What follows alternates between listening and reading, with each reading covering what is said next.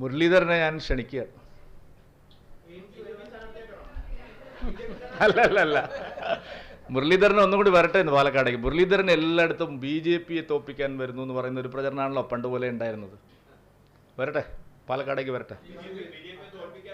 അല്ല, അങ്ങനെയാണല്ലോ പുള്ളി പറയുന്നത്. ഞാനൊരു ഭയങ്കര ആളാണ്, ആണ്ടി വലിയ ആളാണ്, ആണ്ടി വന്നാൽ തൃശ്ശൂരിൽ പിന്നെ സുരേഷ് ഗോപി തോൽക്കും, ആണ്ടി വലിയ അടിക്കാരനാണെന്ന് പറഞ്ഞാണ് പുള്ളി വരുന്നത്. അത് ഞാൻ പറഞ്ഞതുകൊണ്ട് പാലക്കാട് ബൈ ഇലക്ഷൻ ആയതുകൊണ്ട് വരുന്നെങ്കിൽ വരട്ടെ.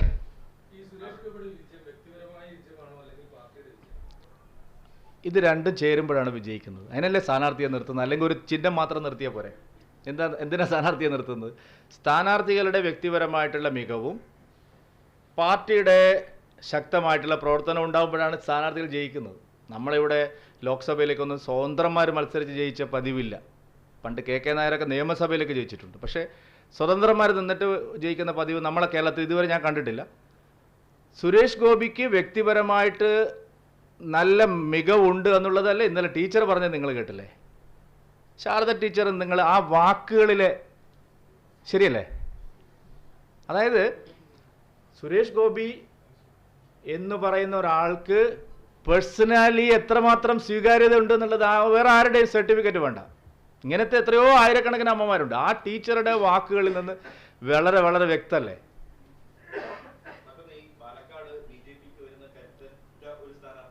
പിന്നല്ലാണ്ട് ഞങ്ങൾ എവിടെയെങ്കിലും ദുർബലന്മാരെ നിർത്തിയിട്ടുണ്ടോ?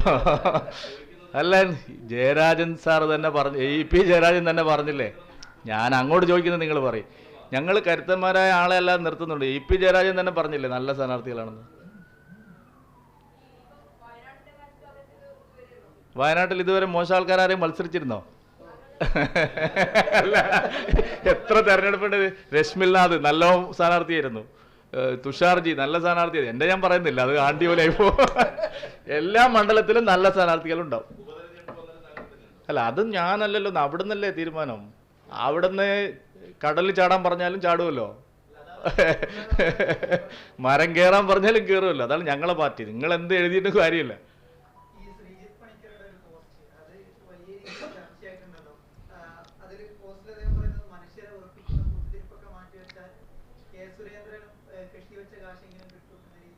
നോക്കൂ, ഈ തെരഞ്ഞെടുപ്പിൽ BJPക്കെതിരായിട്ട് ധാരാളം ആരോപണങ്ങളും ആക്രമണങ്ങളും പ്രതിപക്ഷത്തിൻ്റെ ഭാഗത്തുണ്ടായിരുന്നു. പ്രത്യേകിച്ച് ഞങ്ങൾക്ക് വിജയസാധ്യതയുള്ള സ്ഥലങ്ങളിലെല്ലാം.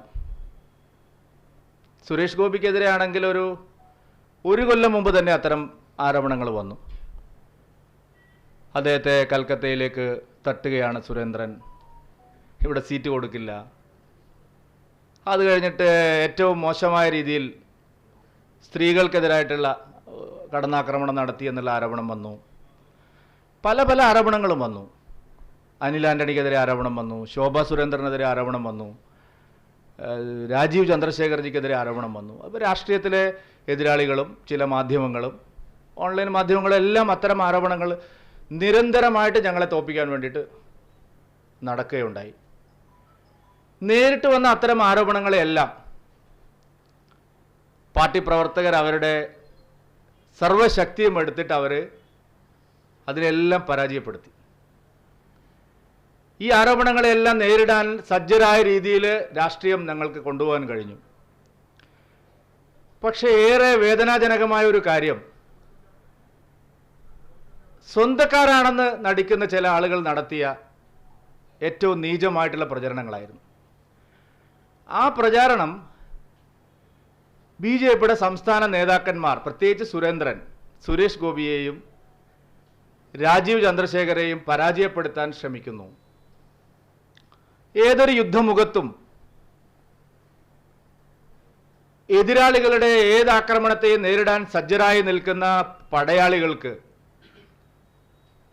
സ്നേഹം നടിച്ചു വരുന്ന ആളുകൾ നടത്തുന്ന ഇത്തരം നീചമായ പ്രചരണങ്ങൾ മനസ്സിലാക്കി എടുക്കാൻ അത്ര എളുപ്പമുള്ള കാര്യമല്ല.